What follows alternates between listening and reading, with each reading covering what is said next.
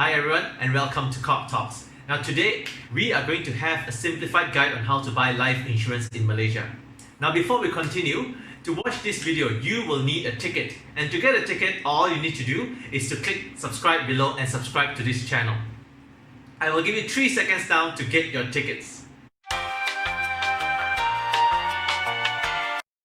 Life insurance is something that we know we need, but just like my video on the hood and hop previously, there's sometimes just too much information out there that we don't have the time to think about it until a friend who is now an insurance agent suddenly calls you up for tea.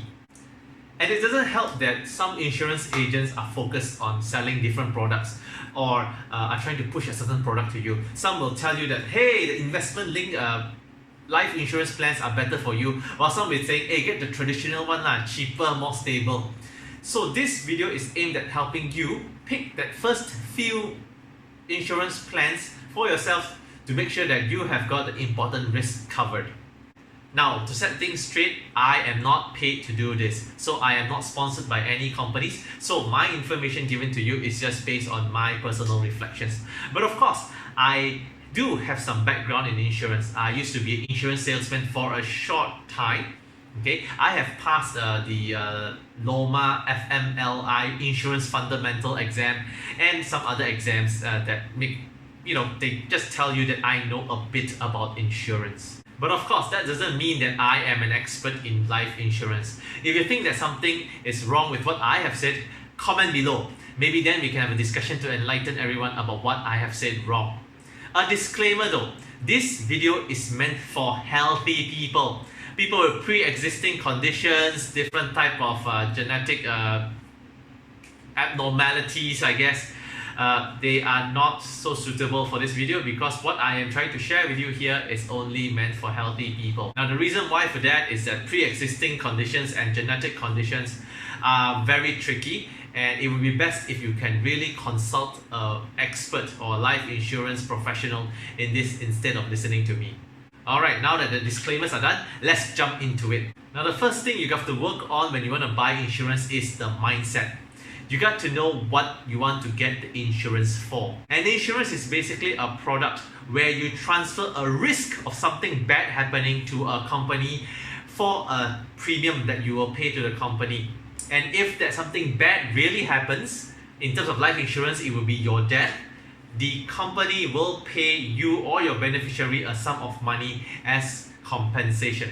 With that in mind, remember, life insurance is meant to protect you and your family in case something bad happens. The main point here is it is for protection. Some insurance agents might be selling you products that are like savings plan or wealth builders. They will give you more interest when you put it with us, and it will give you a sum of money when you're old, and then they will also give you insurance protection. Now be very careful, those are different type of insurance. While they fall under the life category, they are usually annuity or endowments that are actually meant to protect you against something else. So this video we're going to talk about life insurance for protecting your life and your health. Remember, don't mix up the reason of why you want to buy an insurance. An insurance is there to protect you in case you lose your life, or you lose the ability to work, or you're hospitalized.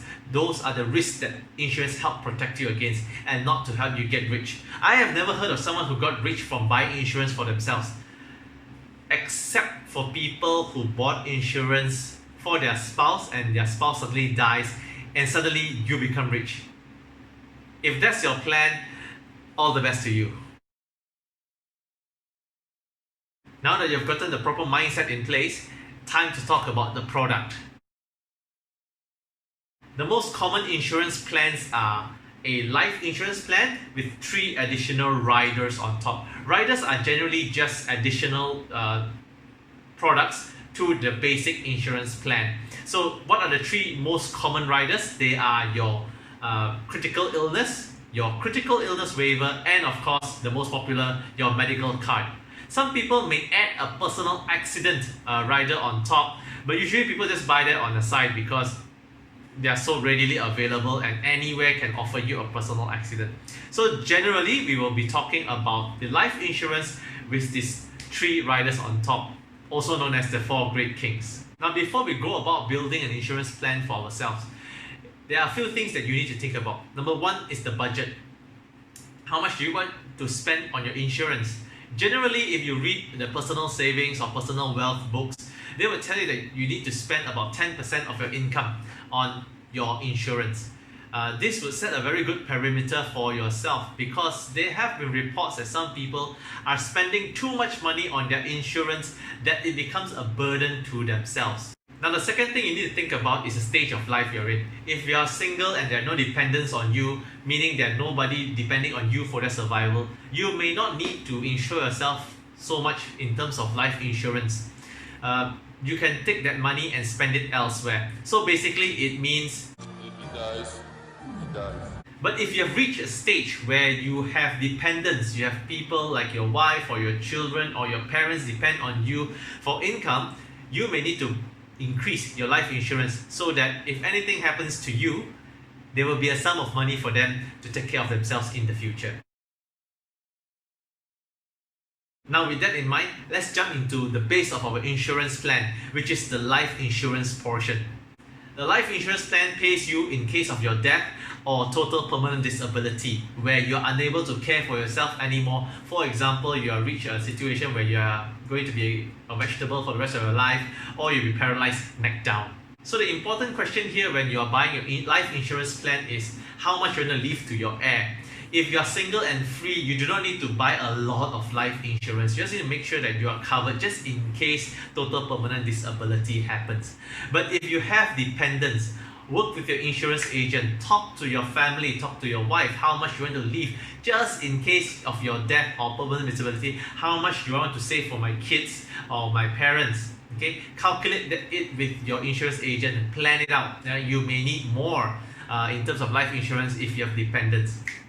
However, if you are at a stage where you are very rich with assets, well, please help the insurance agent by buying more life insurance so that they can hit their MDRT.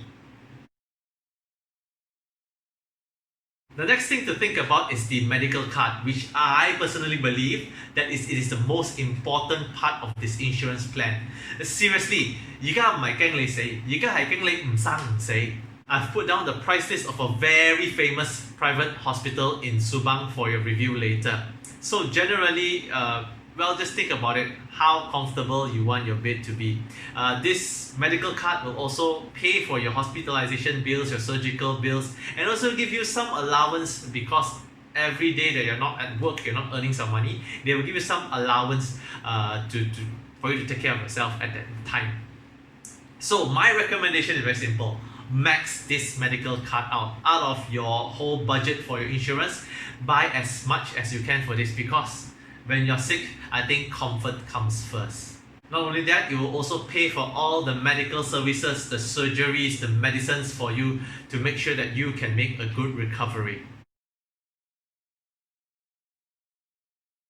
Next is the critical illness rider. The critical illness rider basically pays you a sum of money if you get critical illness from a list specified by the insurance company, usually 36 illness. That's why you hear a lot of people talk about the 36 illness insurance. This is what it is about. So when you get this type of illness, what will happen is you usually will not work anymore in order to take care of yourself during the situation, to make sure that you heal completely. So these 36 illness may include end-stage cancers, lung failures, renal or kidney failures, loss of eyesight, and so on and so forth. This one you have to talk to your insurance agent. So to think about how much you need to insure yourself for this rider, you need to ask yourself this question: how much money do I need to take care of myself during this critical illness? Because most of the time, you will not be working during a critical illness to make yourself heal better. So during this time, you must think about it. I have lost some my source of income. How much money do I need for that? How much do I think I need for medicine and other procedures that might not be covered by my medical card? And you have to think about care. How much do I need to pay for a maid or someone to take care of me? Okay, and also if you think about things like, okay, during the time I might be bored, how much do I need to budget for my PS5 or my next gen console during that time? I might be bored. I still need to entertain myself. So work with your insurance agent at that time, all right, to make sure that you have enough take care of yourself during the critical illness. Let's talk about the critical illness waiver rider. Remember, when you are sick with a critical illness, your insurance premium still has to be paid. You have not claimed your life insurance yet because you're not dead. So you will still have to pay the insurance company your premium every month or every year, depending on how you pay them, even though you're going through the illness and you might not have an income. So what the critical illness waiver rider does is, if you get any critical illness, the waiver rider will pay off your premiums for the rest of your life, and you do not need to pay any more premiums. If you do not buy this rider, if you get a critical illness, you will still have to pay for your premiums. So for this one, you don't have a choice. You just have to pay whatever the insurance company asks you to pay. With this, I hope this video has given you enough information to think about your insurance plan, whether you're buying a new one or you're just reviewing your current plan. So this will also give you a good way of engaging with your insurance agents to make sure that your protection is enough and sufficient. It is always good to review your insurance plans every few years to make sure that your needs are covered.